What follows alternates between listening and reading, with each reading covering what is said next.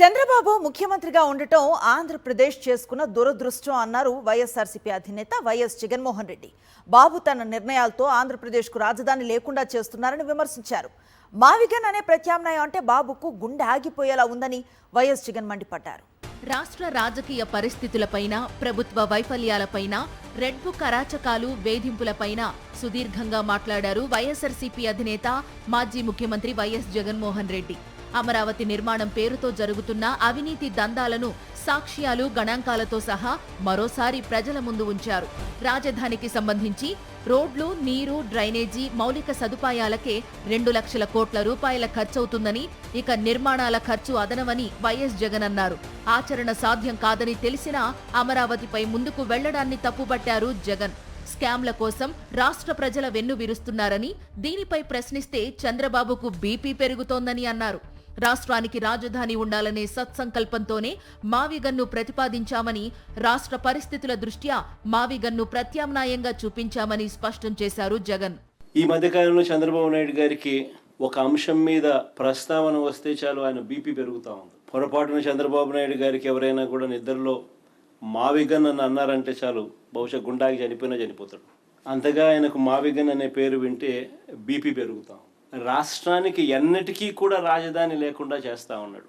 ఆ లక్షల ఎకరాలలో అమరావతిలో కేవలం రోడ్లు, డ్రైనేజీలు, నీళ్లు, కరెంటు, ఇటువంటి మౌలిక సదుపాయాలు ఇవ్వడానికే అక్షరాల 2 లక్షల కోట్లు ఖర్చు అవుతున్న పరిస్థితుల్లో ఆచరణకు సాధ్యం కాదని తెలిసి ఈరోజు చంద్రబాబు నాయుడు గారు తన స్కాముల కోసం మాత్రమే రాజధాని అని భ్రమలు కల్పిస్తూ రాష్ట్ర ప్రజలను మోసం చేస్తూ అడుగులు ముందుకు వేస్తూ ఉన్నాడు.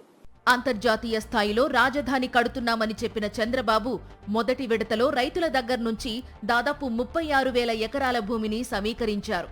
రైతులు ఇచ్చిన భూములతో పాటు ప్రభుత్వ భూమి కలిపితే ప్రభుత్వం దగ్గర ప్రస్తుతం దాదాపు 53,000 ఎకరాలకు పైగా భూమి ఉంది.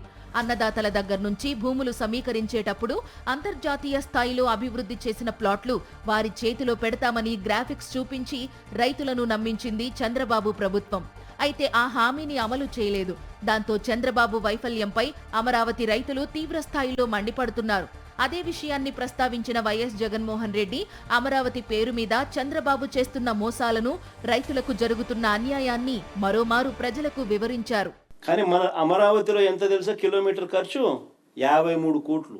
ఇంకా అమరావతిలో అలొకేట్ చేసే ప్లాట్ల స్కాములు చూస్తే చంద్రబాబు నాయుడు గారి మనుషులకు, అంటే ఏబిఎన్ ఆంధ్రజ్యోతి రాధాకృష్ణ గారికి, అశ్విని దత్ గారికి, బలుసు శ్రీనివాసరావు గారికి, బెజవాడ రమేష్ గారికి, వీరి కాక తన బినామీలకు అమరావతిలో రోడ్ల పక్కన విలువైన రిటర్నబుల్ ప్లాట్స్ ఇస్తారు.